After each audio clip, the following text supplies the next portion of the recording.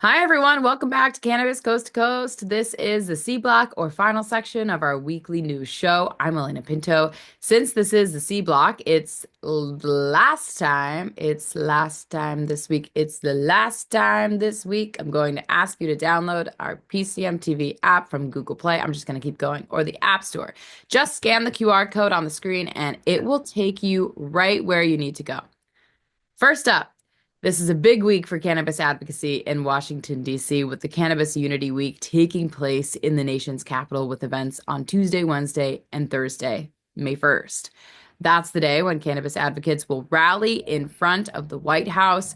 It's all organized by the Last Prisoner Project, but every major lobbying group and cannabis advocacy groups will be taking part, including the NCIA, the MPP, the Parabola Center, Normal, ICIA, and many more. Last year was a success in that it brought attention to the promises and hopes that were dashed when President Biden just couldn't finish the initiative he started late in his presidency.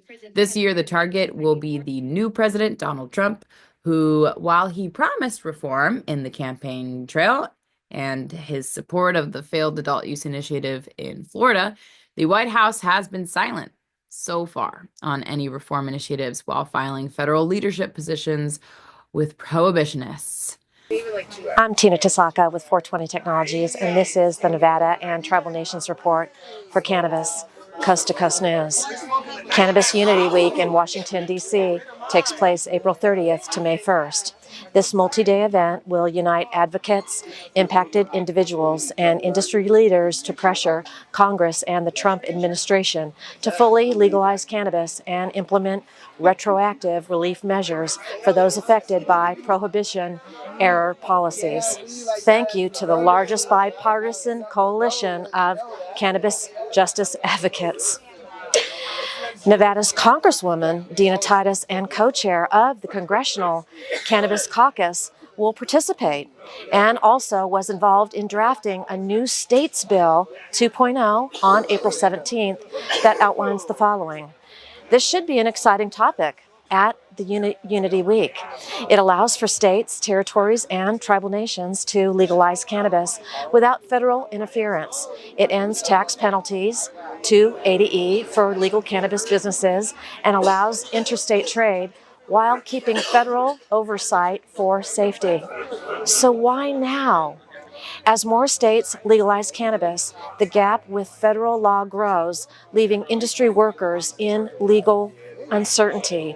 The States Act 2.0 aims to fix this and aligns with President Trump's view that states should decide, potentially boosting GOP support in Congress. Most importantly, the reason and the purpose for Cannabis Unity Week is why we need to continue the fight. Here's a quote from Jason Ortiz, Director of Strategic Initiatives at the Last Prisoner Project. Quote, "No matter who is in office, we will not stop pushing for legalization until we finally end the war on our community. There are still hundreds of thousands of cannabis arrests every year, and we will remind Congress that the vast majority of our country and even 55% of Republicans support legalization. Now it's on us to push Congress to do the right thing, and that's exactly what we intend to do this Unity Week."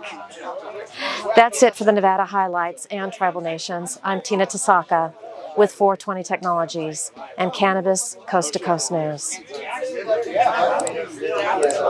At the same time as Unity Week in DC, other pro-cannabis activities are happening on the East Coast. One of the most impactful and popular conferences is MJ Unpacked. It's coming to Atlantic City, New Jersey for 3 days of meetings, conferences, and networking with accredited investors and entrepreneurs. PCM TV founder Jimmy Young will be there and collecting interviews for a very special Cannabis Coast to Coast news report that will be published next week.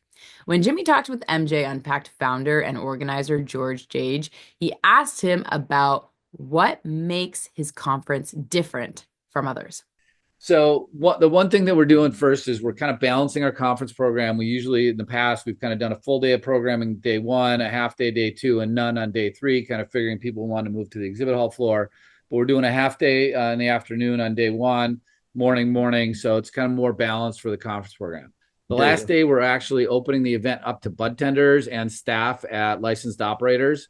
As you know, you have to be a licensed operator with the title of manager or higher to attend MJ Unpacked, or an accredited investor actively investing in the space, or a research scientist doing something meaningful in cannabis. And that's to kind of create a very curated, elevated audience. So last day, we want to bring those bud tenders in. This is a huge opportunity for brands to engage with the bud tenders, which they love doing. It's an opportunity for the bud tenders to come, learn more about those brands, and also the products and technology that's driving the industry forward. These are the future managers and possibly entrepreneurs in our industry. Here in Massachusetts, if you extend the holiday to the 2 days before Sunday, the state did $14 million in sales, and that's according to Lit Alerts. As explained in Christopher Roan's Talking Joints memo, on Friday, April 18th, just over $5 million was sold, followed by $5 million on Saturday. On 4/20 and Easter Sunday, sales went down to just over $4 million for the day. So it means total sales over 3 days surpassed the numbers for past 420s in the Bay State, where in 2024, there was $8 million in sales on that one day and $7.2 million in 2023. But again, that was just for a single day, so not the whole 3 days. But here's the best news for the industry. 420 won't fall on Easter Sunday again until the year 2087. So you think cannabis will be totally legalized by then? We can only hope. Now let's check in with Marianne Cursetjee in Oregon to see how Alibi did in sales. I'm Marianne from Alibi with the Oregon Cannabis Report for Cannabis Coast to Coast News. 420 was only a week ago, and we are almost recovered. It was a big day for Alibi. OG Empire hosted the annual OG Invitational competition. It was a competition set up with blind judging for top flower from around the state. Judges compared only the flower and the experience. There was no information provided about the cultivars, the growing method, or anything else. The judges awarded the top spot to Alibi for our Gary Poppins. The second award was the People's Choice Award.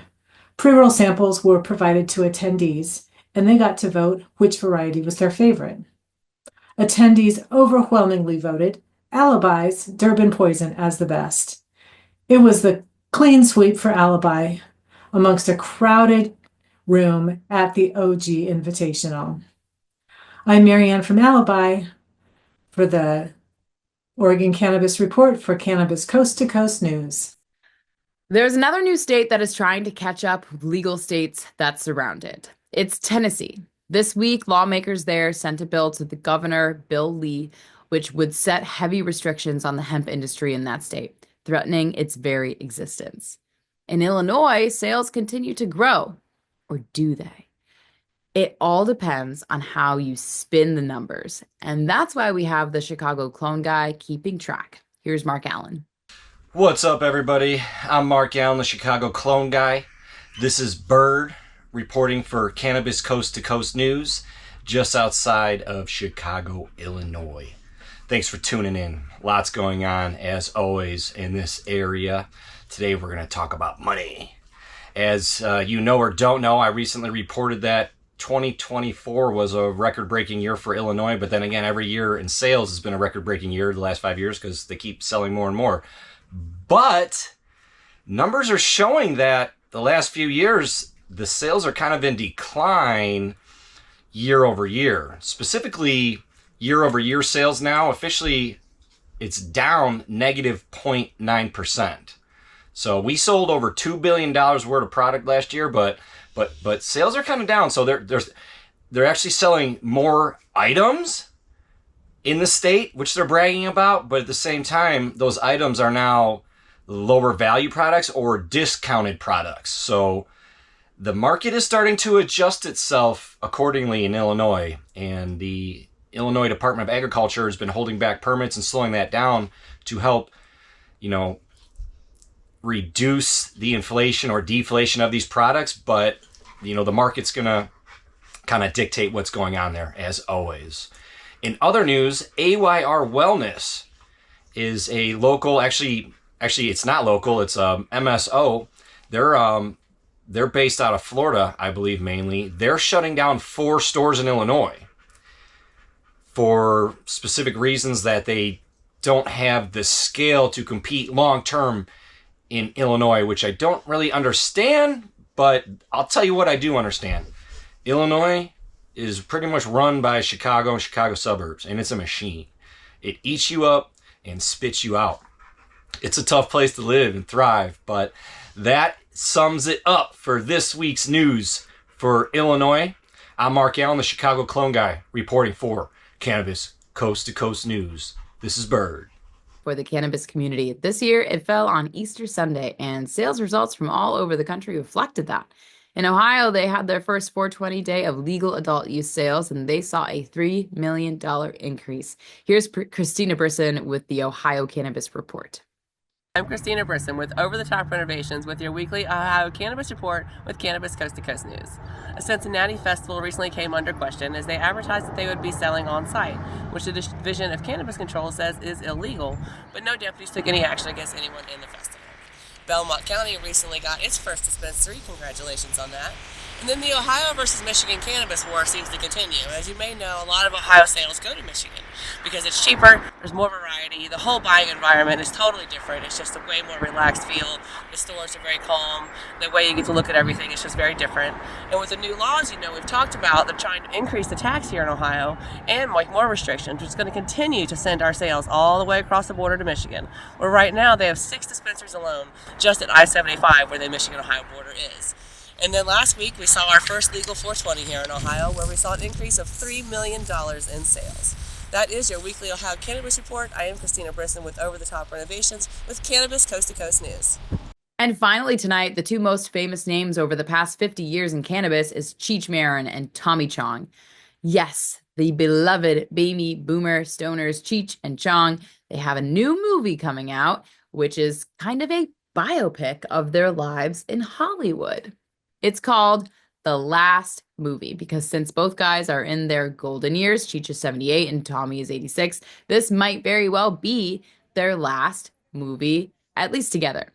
This week, they appeared on NBC's Today Show in the morning, and for some reason, everyone is always smiling when they see these 2 legends of the counterculture movement of the late 60s and 70s. So we're probably going to smile too when we watch that movie. That'll do it for this week's Cannabis Coast to Coast News. I'm Alaina Pinto. Remember, it's a whole new world of weed out there. Consume it responsibly. We'll see you next week.